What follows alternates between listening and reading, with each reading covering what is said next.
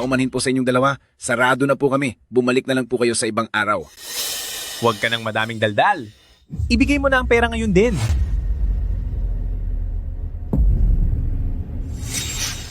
Young man, kung wala kayong pambili ng pagkain ay matutulungan ko kayo. Pero ang magnakaw ay labag sa batas. Bakit ka pa nakikipag-usap sa kanya?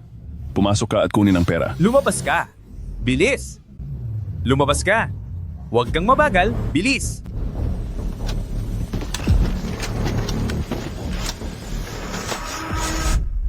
Sarado na kami? Lumayas kayo?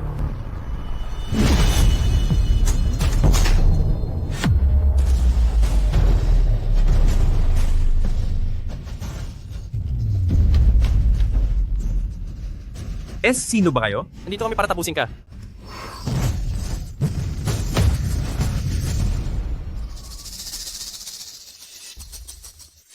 Anong ginagawa nyo? Sapat na ang turuan lang sila ng leksyon. Dalhin sila. Ang inyong lingkod na si Lu Jiangming, nagbibigay pugay kay Lord Qin. Nagbibigay pugay po kami, Lord Qin.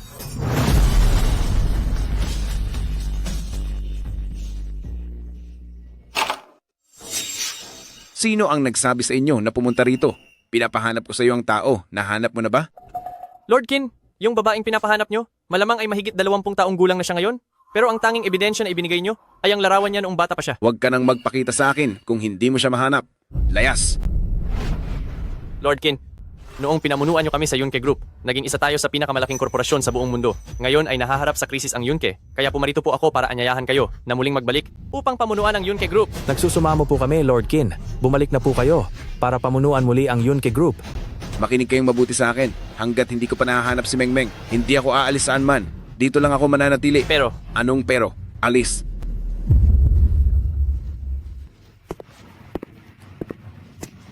Limang taon na, kaibigan.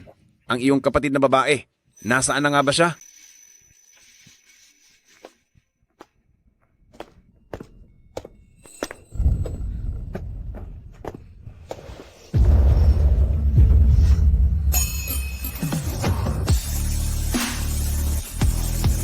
Miss, ayos ka lang ba? Tubig. Bigyan mo ako ng tubig. Eto, umalis ka na agad. Sarado na ako. Paano mangyayari iyon? Hindi pa ako nakakabayad. Wag na. Libre ko na iyan sa'yo. Umuwi ka na po sa inyo. Hindi ako ang tipo ng taong mapagsamantala sa iba.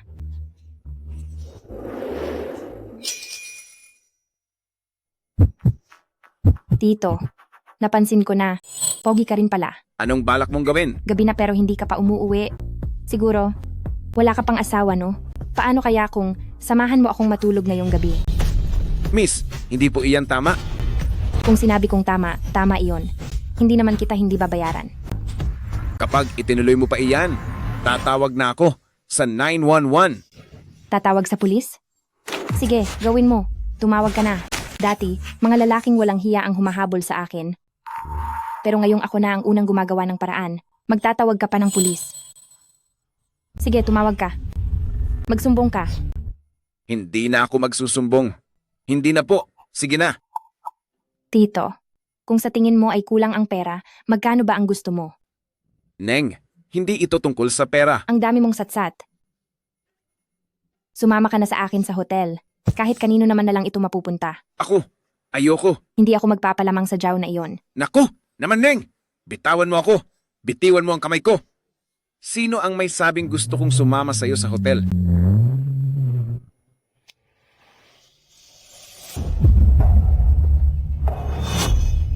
Mahal ko, bakit ka nandito?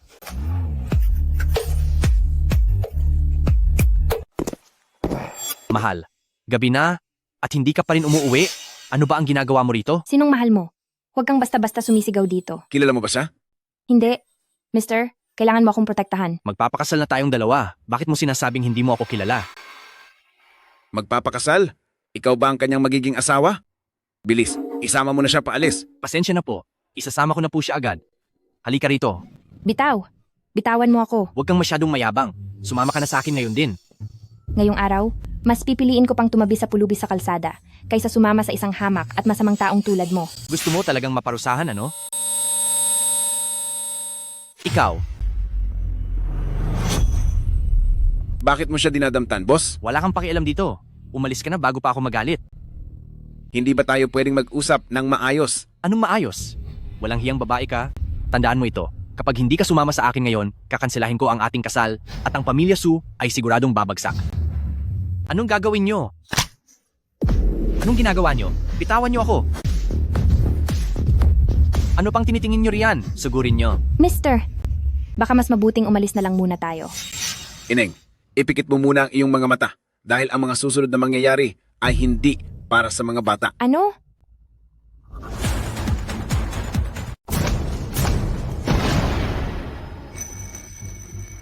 Anong tinitingnan mo?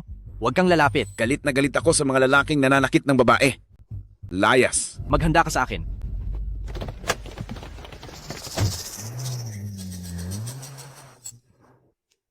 Ikaw din, huwag ka nang tumingin. Umuwi ka na. Hoy boss, pwede ba akong makipag-usap sa iyo tungkol sa isang bagay? Hindi. Tabi. Pwede ka bang maging bodyguard ko?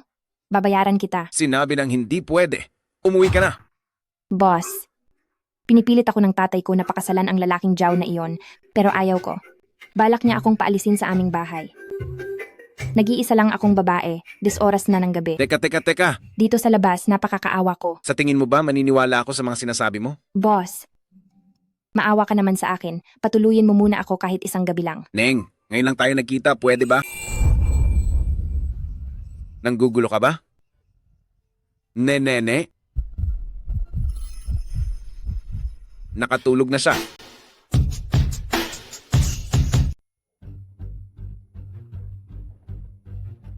Hayes, ituring na lang natin itong isang mabuting gawa.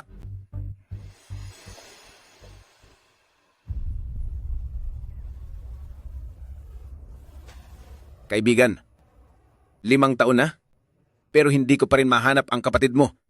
Nasaan ka man? Pakiusap, bigyan mo naman ako ng kahit anong pahiwatig.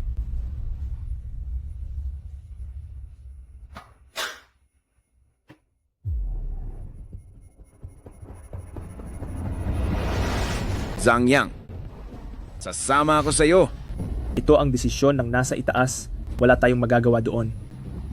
Ang babaeng ito sa larawan ay ang kapatid ko. Ang pangalan niya ay Jiang Mengmeng. Nakatira siya sa Jiangcheng Orphanage. Kung hindi na ako makabalik mula sa misyong ito, sana ay mahanap mo siya at alagaan siya. Huwag kang mag-alala. Tandaan mo, sa kaliwang pulso niya ay may pulang balat siya na katulad ng sa akin. Pakiusap.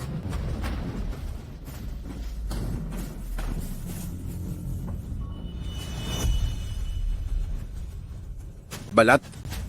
Ang balat ay isang mahalagang ebidensya, di ba? Bakit ko ba ito nakalimutan?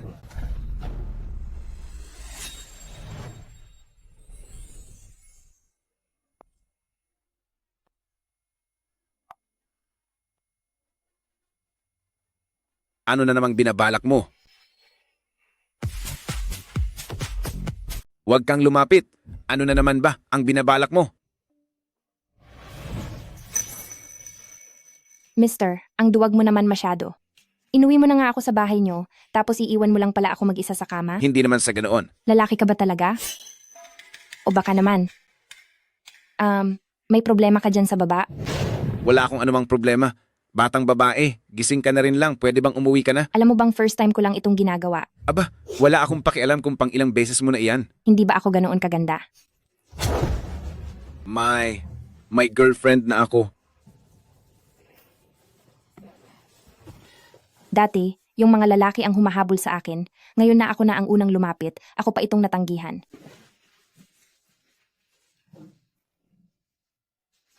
Kung ayaw mo talaga sa akin, pwede bang samahan mo na lang akong uminom?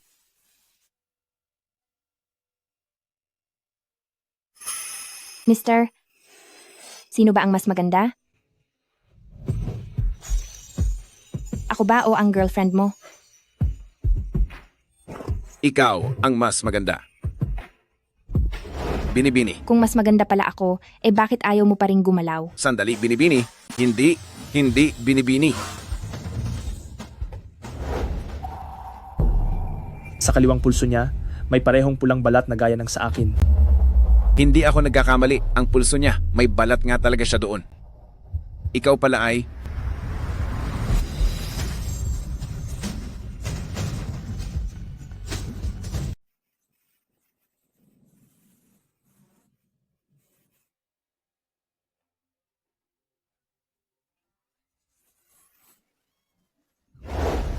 Ikaw, bakit ka ganyan? Huwag kang mag-alala. Pananagutan ko ang nangyari sa atin. Pananagutan? Alam mo ba kung sino ako? Anong pambayad mo para panagutan ako? Sandali. Mukhang may maling akala ka sa akin. Maling akala. Isa ka lang namang maliit na boss ng convenience store. Sa tingin mo ba kaya mo akong panagutan? Hindi ako ang may-ari ng convenience store. Umalis ka. Pakinggan mo muna ako. Umalis ka na sabi. Layas. Lumayas ka. Sige. Aalis na ako agad. Kumalma ka muna. Umalis ka. Sige. Susuot lang ako ng sapatos.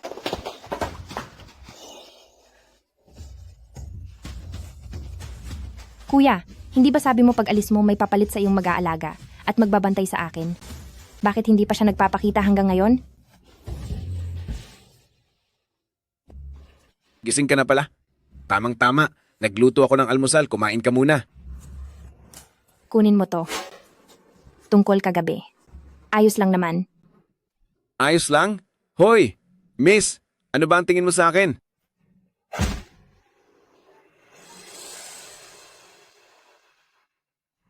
Iimbestiga mo agad ang babaeng ito. Gusto ko ang lahat ng impormasyon tungkol sa kanya. Saan ka pumunta kagabi? Magsalita ka. Pa, dahil ba iyan sa may apelidong Jiao na nagsumbong na naman sa inyo? Buti naman at alam mo. Sasabihin ko na sa inyo ang totoo. May boyfriend na ako. Kagabi sumama ako sa kanya. Ulitin mo ang sinabi mo. Sabi ko may boyfriend na ako. Ang pagkababae ko, ibinigay ko na sa kanya. Ikaw! Gusto mo ba akong parusahan sa galit? Alam mo ba, para lang maikasal ka kay pamilyang Jiao, napakalaki ng isinakripisyo ko. Desisyon nyo lang naman yan at hindi para sa akin. Tinatanong nyo ba ang opinyon ko? Tinatanong nyo ba ako? Mas mahalaga ba ang opinyon mo kaysa sa kinabukasan ng pamilya Su na nakasalalay dito? Hindi mo ba alam? Mababaliwala na at malulugi na ang pamilya Su? Xiaoyu, makinig ka. Sumama ka sa papa sa ospital mamaya para maayos natin ang lahat. Pa, anong sinasabi nyo? Xiaoyu, alam mo ba? Simula nang maging bahagi ka ng pamilya Su, iba ka na sa mga karaniwang tao. Naiintindihan mo ba? Ngayong gabi, magsasagawa si pamilyang Jiao sa Junlin Hotel ng isang charity banquet. Ang imbitasyong ito, kinuha ko na para sa iyo. Pagkagaling mo sa ospital, pumunta ka sa hotel at humingi ka ng tawad kay Young Master Jiao ng harapan. Kayo ang pumunta. Ayaw kong pumunta. Ikaw, suway na anak.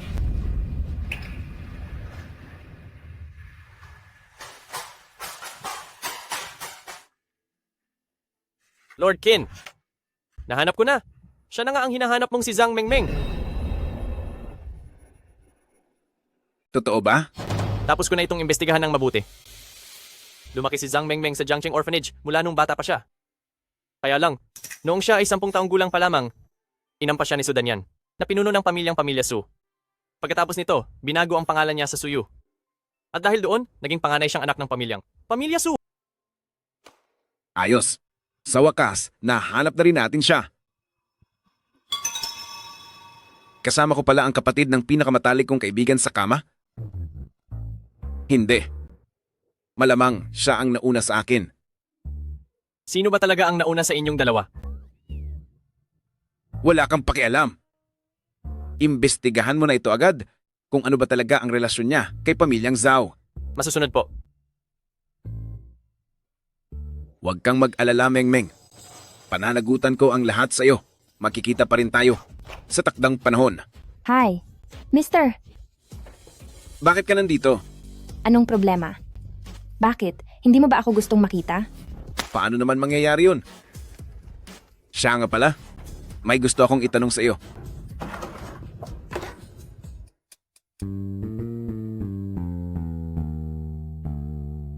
Ngayong umaga lang ay pinalayas ako ni Papa sa bahay. Pinalayas ka? Oo, Kung ganoon, wala ka bang pera ngayon? Eto, kumuha ka ng pera. Sabihin mo lang kung hindi pa ito sapat. sino ang may kailangan ng pera mo? Ano ba talaga ang balak mo?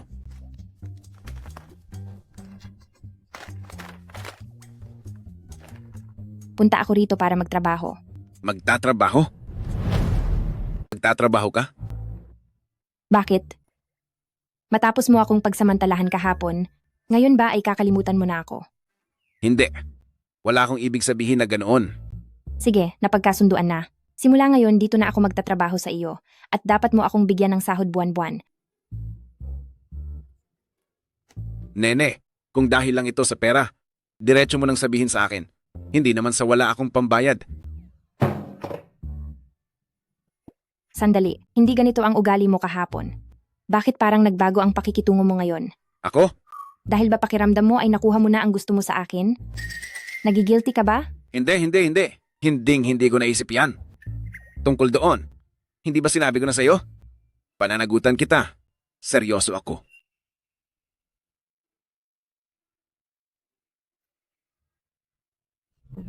Umalis ka nga. May aasikasuhin akong mga customer. Boss, pabiling ang sigarilyo. Ako na. Salamat, balik po kayo. Anong problema mo? Wala ka bang balak ibalik ang sukli ko? Pasensya na po, nakalimutan ko.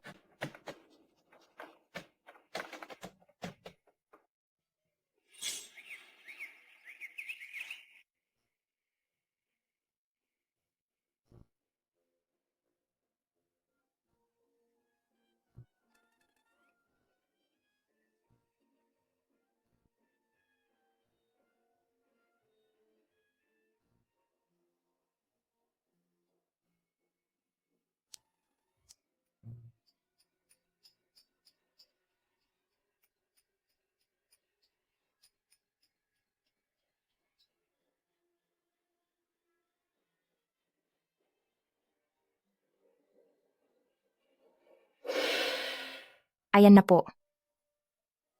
Salamat po muli, balik kayo. Halika na, dali.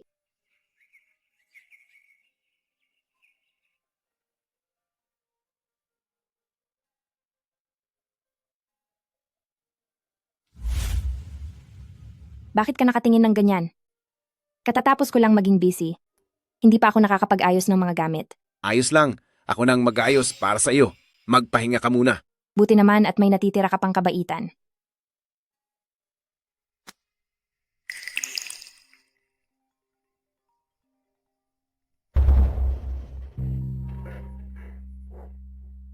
Kung ayaw mong pati ako si Pamilya Su ay madamay at ang matagal na nating negosyo ay maglaho ng tuluyan, bumalik ka na rito agad. Sasagutin ko lang ang tawag.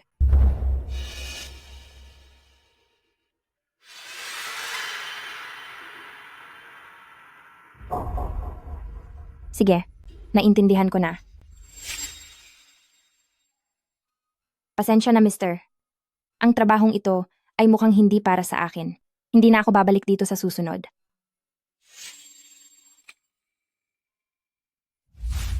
May problema ka ba? Kailangan mo ba ng tulong ko? Gusto mo ba talagang malaman?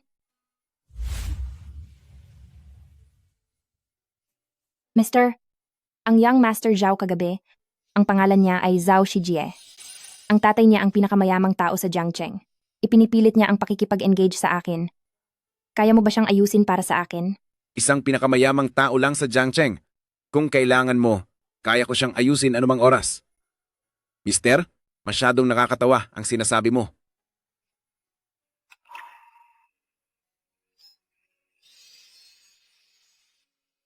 Paalam na, mister.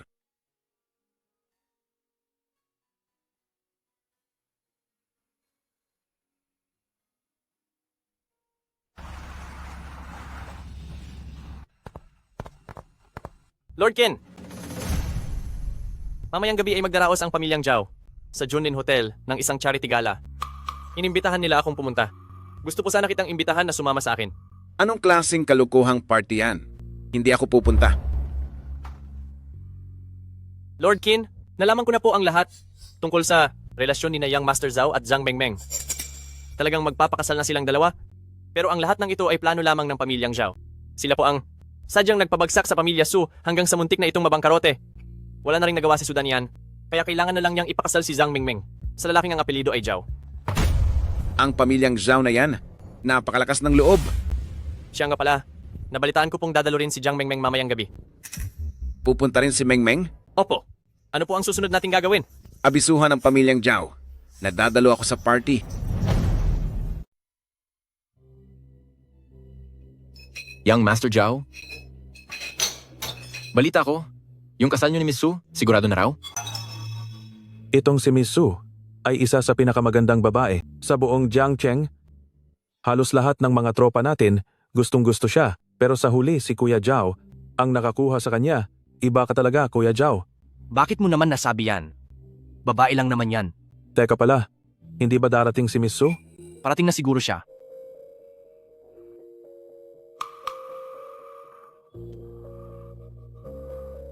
Young Master Zhao, anong ikinatutuwa niyo? Kababalita lang sa akin na sa charity gala na ito, hindi lang ang Mr. Lu ng Yunke Group ang darating, pati na rin ang mahiwagang si Lord Qin ay darating din sa mismong venue. Ano? Si Lord Qin? Siya ang makapangyarihang tao na nasa likod ng Yunke Group. Nabalitaan ko ang tungkol sa Lord Qin na to. Hindi lang siya ang nagtatag ng Yunke Group, kundi siya rin ang #1 at pinakamalakas na eksperto sa isang sikat na organisasyon sa mundo. Hindi ko akalaing nagawa siyang imbitahan ng pamilyang Zhao niyo. Ito, paano ito naging posible? Ano bang alam mo? Kaming mga nasa pamilyang Zhao ay matagal ng kaalyado ng Yunke Group at malaki ang respeto ni Lord Qin sa amin. Sa charity gala na ito, mismong si Lord Qin na ang nagpresentang dumalo. O Kuya Zhao, pagdating ni Lord Qin, ayusin mo ang pagpapakilala sa amin ha? Salubungin na natin sa pinto si Lord Qin. Nandito na si Lord Qin.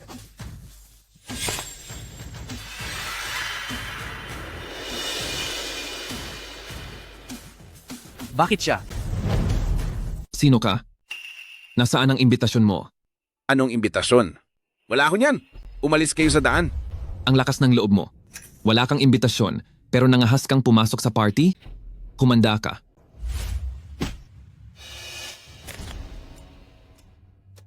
Sandali lang. Papasukin niyo siya. Ikaw nga pala talaga yan. Paano ka nakapasok dito? Ang pangit ng lugar na ito. Kaya kong pumunta kahit kailan ko gusto. May problema ba doon? Young Master Zhao, sino ba ang taong ito? Nangangahas siyang maging mayabang sa harap mo. Siya ang lalaki kagabi, ang nanakit sa 2 kong tauhan. Matanda ka? Ang lakas talaga ng loob mo. Hindi ka pa pinarurusahan ni Young Master Zhao, pero ikaw na mismo ang lumapit dito ngayon? Young Master Zhao, bakit mo pa pinatulan ng taong ito? Palayasin mo na siya agad. Matanda, lumayas ka na rito ngayon din. Kakalimutan ko na nangyari ito. Sino ka sa tingin mo? Ang lakas ng loob mong palayasin ako. Sige, mga tao. Ilabas niyo ang taong iyan. Tigil.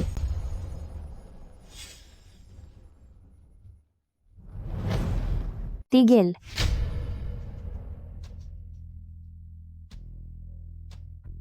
Uy, ikaw. Young Master Zhao, boyfriend ko ang ginoong ito. Magkasama kaming pumunta rito. Young Master Zhao, ito. Ano ba talaga ang nangyayari dito? Hindi ba't fiancé mo siya? Saan naman galing ang boyfriend na iyan? Suyu, alam mo ba ang sinasabi mo? Hindi ba malinaw ang sinabi ko? O kailangan ko pang ulitin? Suyu, kailangan kong paalalahanan ka na mayroon tayong kasunduan na magpakasal. Kasunduan lang iyan. Kanselahin na natin. Sa sinabi mong iyan, hindi ka ba natatakot na gantihan ka nila? Simula nang makita kita, hindi na ako natatakot sa kanila. Sige, dahil dyan, ipinapangako ko na wala nang sinumang pwedeng umapi sa iyo. Kayong dalawang walang hiya, nagawa niyo pa sa harap ng maraming tao na maglandian ng ganyan? Humanda kayo sa akin. Ayusin mo ang pananalita mo. Young Master Zhao, asya, nagawa pa niyang manakit ng tao. Suyu, sigurado ka bang para sa matandang iyan ay tatalikuran mo ang kasunduan nating magpakasal? Kahit matanda pa siya, di hamak na mas mabuti siya kaysa sa masamang taong tulad mo. Sige, napakagaling. Mga tao, guard, ilabas niyo siya ng mabilis. Teka lang, Bakit? Nagsisisi ka ba? Young Master Zhao, ito ang imbitasyon para sa piging ngayong gabi. Ayon sa patakaran, hanggat may imbitasyon ay ituturing na panauhin. Ito ba ang trato niyo sa inyong panauhin? Inaakala mo bang Young Master Zhao, huwag ka nang makipag-usap sa ganyang uri ng tao bago pa dumating sina Mr. Lu at Lord Qin. Paalisin niyo na sila agad. Tama po, Kuya Zhao. Huwag nating hayaang masira nila ang gabi natin. Mr. Lu, siya ba yung mula sa Yunke Group na si Mr. Lu? Siyempre naman. Ngayong gabi, si Mr. Lu mula sa Yunke Group ay personal na darating. Hindi lang iyon, pati si Lord Qin ay darating din. Miss Su, ayos lang kung hindi mo kilala si Lord Qin. Pero, narinig mo na ba ang tungkol kay Mr. Lu? Napakalapit nila ni Pamilyang Zhao sa isa't isa. Ang kalabanin niyo, si Pamilyang Zhao, ay parang kinalaban niyo na rin si Mr. Lu. Kapag dumating si Mr. Lu, tingnan natin kung makakaalis pa kayo. Wala akong pakialam sa Mr. Lu na iyan. Kahit pa dumating siya ngayon, luluhod pa rin siya sa harap ko. Napakalakas ng loob mo. Sa pagpapakita mo ng kawalan ng galang kay Mr. Lu, humahanap ka ng sakit ng katawan. Gagawa ka talaga ng kwento laban kay Mr. Lu? Tapos ka na? Wala ka ng kawala. Siguro ay dapat na muna tayong umalis. Huwag kang mag-alala, magiging maayos ang lahat. Young Master Zhao, sobrang mayabang ang taong ito. Hindi natin siya dapat palagpasin. Ang masamang babaeng ito, nakuha pa kaming pagtaksilan, dapat sa kaniya ay turuan ng leksyon.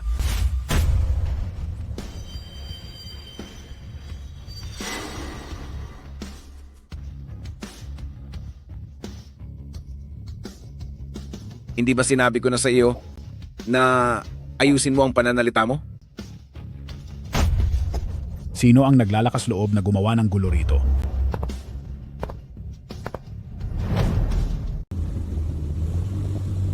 Ano? Nasa loob na ng function hall si Lord Jin. Bilisan mo pa ang pagmamaneho. Sino ang naglalakas loob na gumawa ng gulo rito?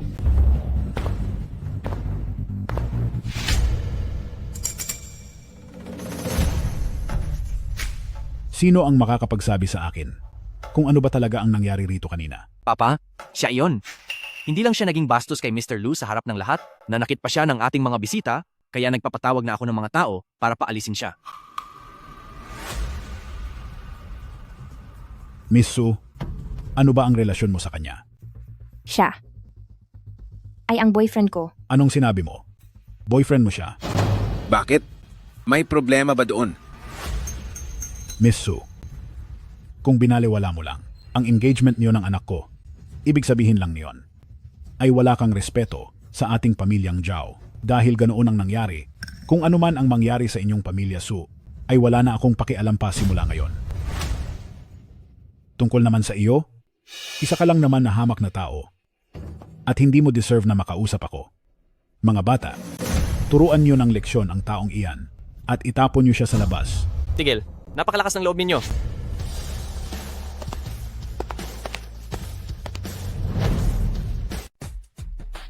Nandito na si Mr. Lu, tapos ka na ngayon. Paano ka nakakasigurong ako ang matatapos sa halip na ikaw?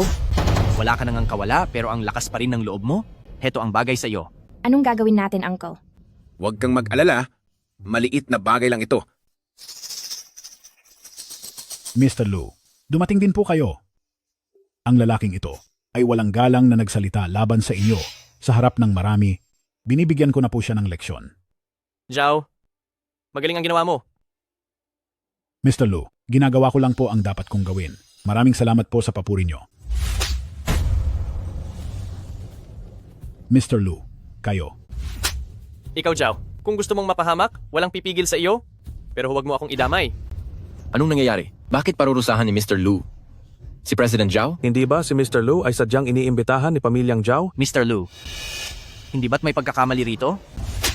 Wala kang karapatang magsalita rito. Lumayas ka.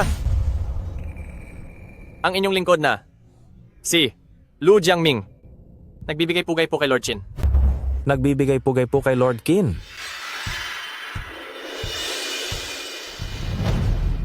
Paggalang po sa inyo, Lord Qin. Lord Qin, ito. Paanong nangyari ito? Qin, Lord Qin. Siya? Siya talaga? Si Lord Qin? Wala, tapos na. Tapos na ang lahat. Tumayo kayo. Tito, ano po ba talaga ang nangyayari? Hindi ba't sinabi ko na poprotektahan kita? Ngayon, naniniwala ka na ba sa akin? Kasalanan ko ito. Kasalanan ko. Patawarin niyo po ako. Nakikiusap ako. Pa, ano po bang ginagawa nyo? Hangal, bakit nakatayo ka pa rin diyan?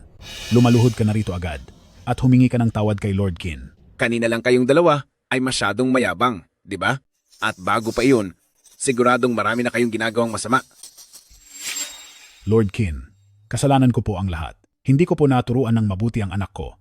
Kaya nabulag siya sa katotohanan at nabastos po kayo. Ako, pati po ako ay nalinlang din niya. Ganoon ba? Lord Qin, huwag po kayong mag-alala. Tinitiyak ko pong tuturuan ko ng leksyon ang suwail kong anak. Tama na.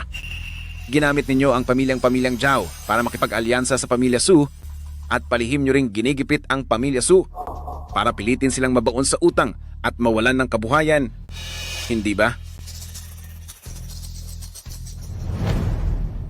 Kaya naman pala, kayong mga hayop kayo, pagbabayarin kayo ng langit. Paumanhin po, patawad po talaga. Miss Su, kasalanan ko po na hindi ko naturuan ng mabuti ang walang kwenta kong anak. Lord Qin, huwag po kayong mag-alala.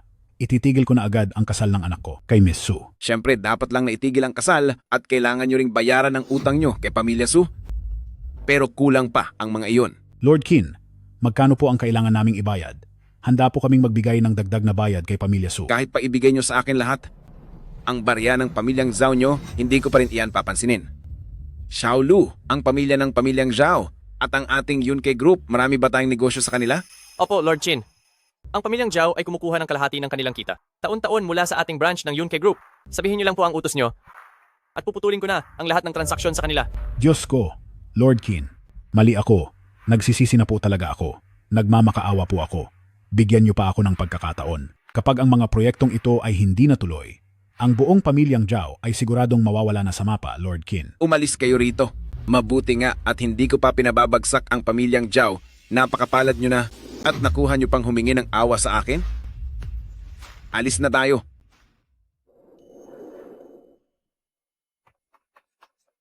At saka pala, Xiaolu, imbestigahan mo ang 2 taong ito. Kung mayroon ba silang mga ginawang krimen noon. Opo, sir.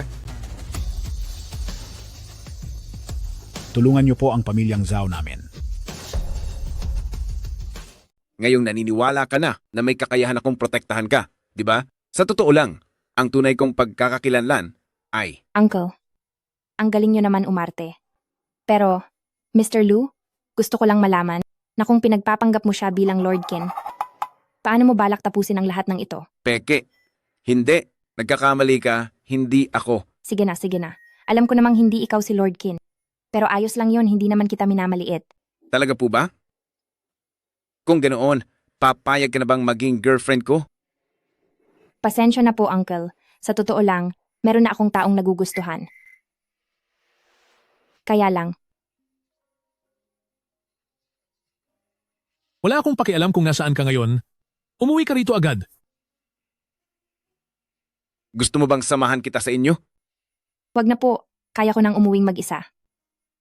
Mr. Lu, pakihinto ang sasakyan.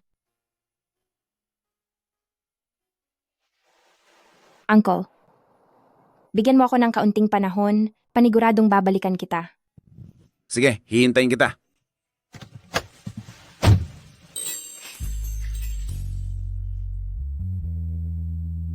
Lord Qin, kailangan po ba natin ng magbabantay sa kanya? Magpadala lang kayo ng magmamasid sa kanya. Huwag niyo siyang iistorbohin. Masusunod po. Kuya, patawad po. Mukhang hindi ko na mahihintay ang taong sinasabi mo.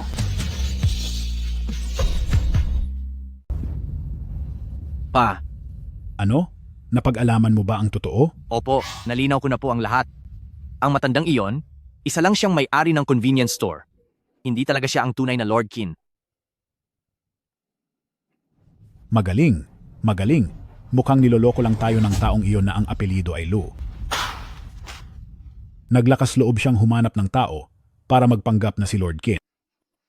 Teka lang, kailangan ko itong agad. I-report kay Ginoong Rong. Kay Ginoong Rong po?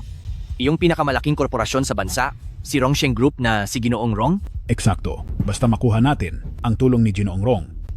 Wala na tayong dapat ikatakot sa Lu na iyon. Pa, paano naman ang kasunduan namin sa kasal ni Miss Su? Ano ba? Kailangan mo pa ba itanong sa akin ang ganyang kaliit na bagay? Bahala ka na sa dapat mong gawin.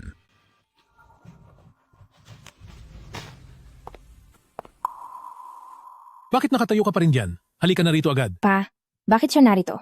Nakuha mo pang magtanong. Kung hindi lang sinabi sa akin ni Young Master Zhao, hindi ko malalaman na nakikipagsabuatan ka sa Peking Lord Qin na yon. Sa isang ulyanin na matanda pa, hinihiya mo lang ang pangalan ng ating pamilya Su. Peke, alam niyo na po ang lahat? Mukhang alam mo naman na nagpapanggap lang ang matandang iyon, di ba? Tumahimik ka!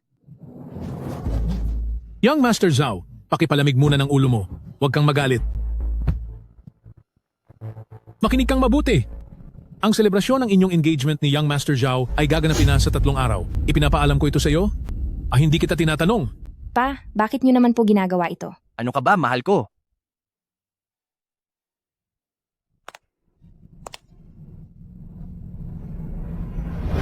Ang matandang iyon na nagpanggap bilang si Lord Qin ay tapos na ang maliligayang araw. Pero ako, handa pa rin akong bigyan siya ng pagkakataong mabuhay ng payapa. Sa isang kondisyon, sa engagement party natin sa 3 araw, hindi ka pwedeng mawala, naintindihan mo? Anong pipiliin mo? Pumili ka na. 2 araw na ang nakalipas, bakit hindi pa rin siya kumukontak sa akin?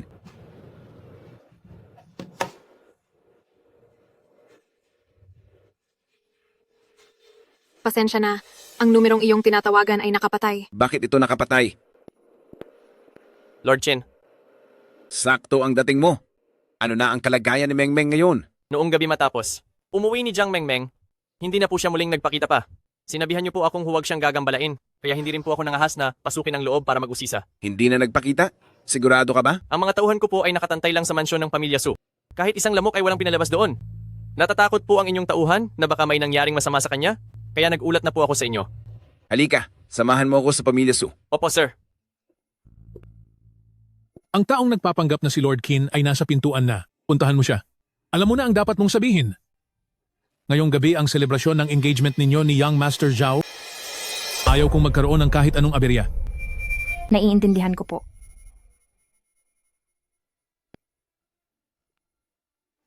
Suyu, alam kong nasa loob ka. Maari mo bang buksan ang pinto? May kailangan akong sabihin sa'yo. Sa wakas ay pumayag ka na rin makita ako. Akala ko ay ayaw mo na akong makita. Kaya Anong ginagawa mo rito? wala akong balita tungkol sa'yo nitong nakaraang 2 araw. Kaya nag-aalala ako. Kaya pinuntahan kita rito. Nasa bahay lang ako. Bakit kailangan mong mag-alala? Huwag ka na ulit pupunta rito sa susunod. Hindi sa ganun, hindi ba't nag-usap na tayo dati na? Huwag mo nang babanggitin ang nangyari noon. Mengmeng. Pakinggan mo ako? Anong itinawag mo sa akin? Ikaw, si Jiang Mengmeng. At may kapatid ka na nagngangalang Zhang Yang. Alam ko ang lahat ng ito. Magkaibigang matalik kami ng kuya mo. Noon ay ipinakiusap niya sa akin na hanapin ka, protektahan ka, at alagaan ka. Mengmeng, Mengmeng. Mengmeng, pakinggan mo ako, Mengmeng. Umalis ka na. Paalisin mo na rin ang mga tao mo. Hindi na kita gustong makita pa. Ang taong matagal ko nang hinihintay ay nasa harapan ko lang pala. Pero kuya, hindi ko siya pwedeng ipahamak. Ipaalis mo na ang mga tao mo. Huwag niyo na siyang abalahin. Opo.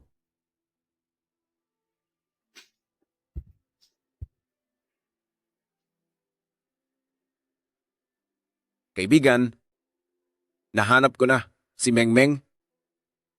Gusto ko siyang protektahan, alagaan siya. Pero hindi niya ako binibigyan ng pagkakataon. Lord Qin. Lord Qin. Ayoko muna makita ng kahit sino ngayon. Huwag niyo akong buwisitin. Layas! Lord Qin. May importante akong balita sa inyo.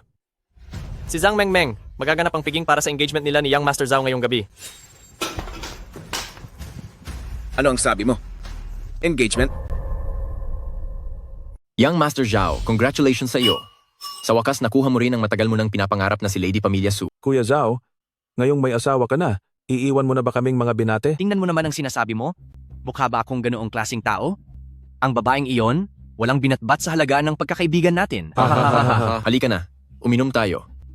O sige, Young Master Zhao, yung matandang iyon na nagpanggap bilang si Lord Qin, pinalampas mo na lang ba siya ng ganoon kadali? Pinalampas siya? Paano naman mangyayari iyon? Kaso nangako ako kay Miss Su na bago matapos ang gabing ito ay hindi ko siya gagawa ng gulo. Pagkalipas ng gabing ito, siguradong hahanapin ko siya para pagbayarin sa lahat. Haha, Nagawa niyang magpanggap bilang Lord Qin, dapat lang siyang parusahan. Pero sa kabilang banda, paano itong si Mr. Lu? Anong nangyari doon? Siya ang namumuno sa Yunke Group? Bakit tila sunod-sunuran siya sa matandang iyon? Tungkol naman doon, ang tatay ko ay nagtanong na kay Ginoong Rong. Kumuha lang siya ng kung sino para magpanggap na si Lord Qin. Ang totoo niyan, gusto niyang talunin ang totoong si Lord Qin para maagaw niya ang kapangyarihan. ang lalaking iyon na si Lu, ano't naging ganoon kalakas ang loob niya? Kuya Zhao, may koneksyon pala ang inyong pamilyang Zhao at ang Ginoong Rong. Siyempre naman. Alam nyo ang Ginoong Rong, ilang taon na rin nilang inaalagaan kaming mga nasa pamilyang Zhao. Ngayong ginanito ni Lu, ang aming pamilyang Zhao, siguradong hindi hahayaan ng Ginoong Rong na mauwi ito sa wala. Nakaugnay na siya sa totoong Lord Qin. Sa sandaling makabalik si Lord Qin, tapos na ang maliligayang araw ni Lu. Hahaha. Mabuti iyan. Ang Lu na iyon, talaga namang wala siyang kuwenta. Halika, isa pang baso para rito. Sige, sige. Muling pagbati, para kay Kuya Zhao. Congratulations, congratulations. Hoy, ikaw na pamilyang Zhao, ibigay mo sa akin si Suyu. Hoy Zhao, ibigay mo sa akin si Suyu. Matandang hukluban, hindi kita binibigyan ng problema. Pero ikaw pa itong pumunta dito para manggulo, ha? Zhao Shiji, ganyan ka ba kawalang galang kay Lord Qin? Hoy, nasaan si Miss Su? Magsalita ka. Sino ka ba sa akala mo? Isa kang pekeng Lord Qin at hampas lupa? Akala mo ba ay ka-level kita para sigawan ako? Peke. Zhao Shiji, naghahanap ka ba talaga ng gulo? May mali ba sa sinabi ko? Nagtanong na ako sa Ginoong Rong ni Rongsheng Financial Group. Ang totoong Lord Qin ay matagal na nang nagretiro. At siya naman, isa lang siyang tau-tauhan na ginagamit mo para protektahan ang sarili mo. Tama. Sinabi rin ni Ginoong Rong na ginagawa mo ito para lang makuha ang kontrol sa Yunke Group. Mr. Lu, naisip mo ba kung anong mangyayari sa iyo kapag bumalik na ang tunay na Lord Qin? Anong tunay na Lord Qin ang pinagsasabi mo? Ang Lord Qin ay narito mismo sa tabi ko. Mga bulag ba kayo? Ha ha ha ha. Mr. Lu, dahil sa pagkakaibigan ng ating pamilyang Zhao sa loob ng maraming taon, ayaw kong kalabanin ka. Ganto na lang, isama mo na ang peking Lord Qin na ito at umalis na kayo. Papalampasin ko ito sa ngayon. Kundi, Hoy Zhao! Talagang hinahamon mo ako, ano? Hoy Lu, pagsasabihan din kita, paparating na rito si Ginoong Rong. Pagdating ni Ginoong Rong, ibubunyag niya sa harap ng lahat ang peking ito. Sa oras na iyon, paano nyo ito re-resolbahin? Naisip mo ba yan? Ginoong Rong, ang tinutukoy mo ba ay ang matandang yon mula sa Rongsheng? Kilala mo si Ginoong Rong? Ang katulad niya, kahit tagabitbit ng sapatos ko, ay hindi nababagay. Anong sabi mo? Ang lakas ng loob mong hamakin si Ginoong Rong. Gusto mo na bang matapos, ha? Noong nasa ibang bansa pa tayo, iyang lalaking may apelyidong Rong na iyan, ang matandang iyan, ay hindi marunong makontento sa asawa niya nang agaw pa siya ng asawa ng iba. At pagkatapos ay lumuhod pa siya para magmakaawa sa akin ng kalahating buwan bago ko siya tinulungang makaligtas sa gulo. Gusto pa nga niyang sumali sa aking Yunke Group para maglingkod sa akin. Pero ang ganitong klaseng tao, paano ko magugustuhan? Hindi ko akalaing sa loob ng mga taong ito ay magagawa niyang magpanggap at nagtagumpay pa ng kaunti. Kung alam ko lang, sana noon pa lang ay hinayaan ko na siyang mawala doon. Sinungaling. Hindi yan posible. Hinding-hindi iyan mangyayari. Hoy bata, makinig kang mabuti. Wala akong pasensyang maghintay sa lalaking iyan na may apelyidong Rong na lumuhod sa harap ko. Ibigay mo sa akin si Miss Su ngayon din. At baka palagpasin ko pa ang ginawa mo. Kung hindi, ay magbabayad ka. Matandang walang hiya, itama mo muna ang isip mo. Ngayon ang araw ng engagement party namin ni Miss Su, paglipas ng gabing ito, siya na ang aking tunay na magiging asawa. Bakit ko siya ibibigay sa iyo? Kung hindi mo lang siya tinakot, sa tingin mo ba ay pakakasalan ka niya? Ano naman ngayon? Basta ba handa siyang makipag-engagement sa akin? Wala kang pakialam kung pinilit ko o tinakot ko siya? Pero ikaw, ang hilig mong magsabi na dapat siyang mapunta sa iyo? Tinanong mo na ba siya? Gusto ba niyang sumama sa iyo? Sa nakikita ko, ang mga taong gaya nyo ayaw makiusap ng maayos, kaya dadaanin na lang sa parusa. Mga bata, maghalughog kayo. Tingnan natin kung sinong may lakas ng loob. Mga bata, halughugin niyo ang lugar. Tingnan ko lang kung sino ang magtatangkang gumawa niyan.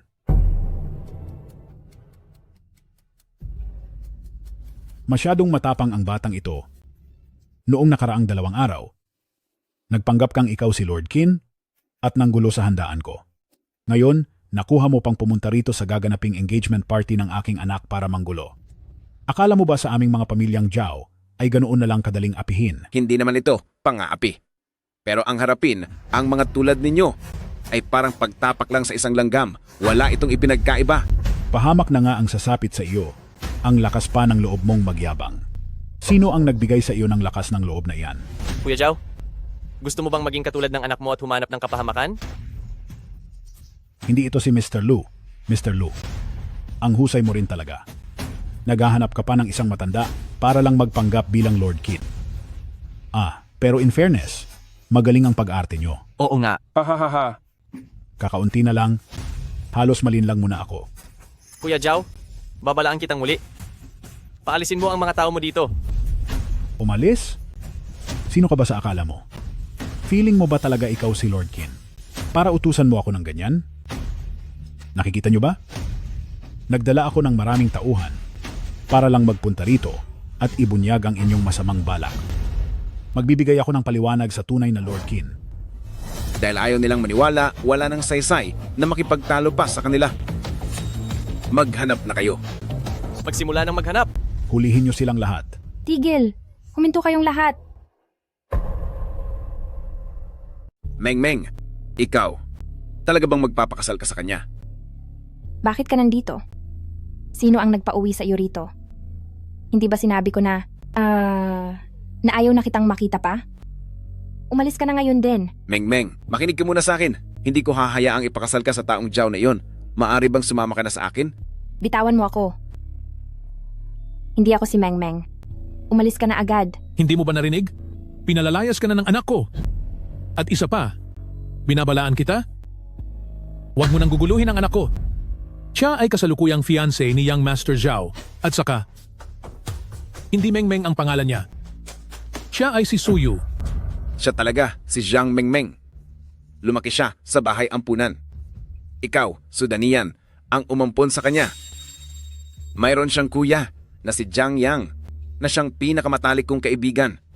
Meng, maaring hindi mo ako gusto, pero nangako ako sa kuya mo na aalagaan kitang mabuti. Ngayon, sina pamilyang Zhao, ang mga taong ito ay gustong pilitin ka. Hindi ko hahayaang magtagumpay sila. Sumama ka na sa akin, pakiusap. Nakikita mo na ba? Ang Miss Su na iyan ay ayaw sumama sa iyo. Ikaw. Wisit, bakit nakatunganga lang kayo? Sige, pasukin nyo. Subukan yung gumalaw kung kaya nyo. Masyadong maingay at magulo rito. Nasaan ang inyong disiplina? Masyado kayong maingay. Nasaan ang inyong disiplina? Ginoong Rong, dumating po kayo sa tamang oras. Ang lalaking ito ay nagpapanggap bilang Lord Qin. Ibinunyag na namin ang kanyang pagkatao at naghihintay na lamang kami ng parusa ninyo. Gusto ko ngang makita kung sino ang may ganoong lakas ng loob na magpanggap na Lord Qin. Ako iyon. Qin. Lord Qin, ang inyong lingkod na si Rong Sheng ay nagbulag-bulagan. Hinihiling ko ang parusa mula kay Lord Qin. Ginoong Rong, siya ba talaga si Lord Qin? Luhod. Hindi ito posible. Hangal, lumuhod ka na at humingi ng tawad kay Lord Qin. Lumuhod ka at humingi ng tawad kay Lord Qin. Kasalanan ko ang lahat. Nagkamali ako. Nakikiusap po ako. Patawarin niyo ako. Dahil sa suwail kong anak. Kung hindi dahil sa iyo, ang pamilya nating pamilyang Zhao ay hindi sana hahantong sa ganito. Uncle, ano po ba ang nangyayari dito? Meng, naniniwala ka na ba ngayon na ako talaga si Lord Qin? Hoy, ikaw na, ang apelyido ay Rong. Sa nakalipas na mga taon, ang mga masasamang bagay na ginawa ng pamilyang Zhao, alam mo ba ang lahat ng iyon? Lord Qin, kasalanan po ito ng tauhan niyo sa Rong Sheng. Dahil sa hindi ko maayos na pagdisiplina, handa po akong tumanggap ng parusa, Lord Qin. Dahil sa pinagsamahan natin noon, papalampasin ko muna ang buhay mo. Pero ang 2 taong ito, ang mga kasalanang nagawa nila ay hindi kailanman mapapatawad. Mga bata, dakpin ang mga iyan. Lord Qin, nakikiusap po ako sa inyo. Patawarin niyo po ako. Hangal ka. May kapal ka pa ng mukha na humingi ng tawad kay Lord Qin? Ilayo sila dito. Bilis. Alisin ang mga iyan. Ayaw kong makulong. Ayaw ko pong makulong.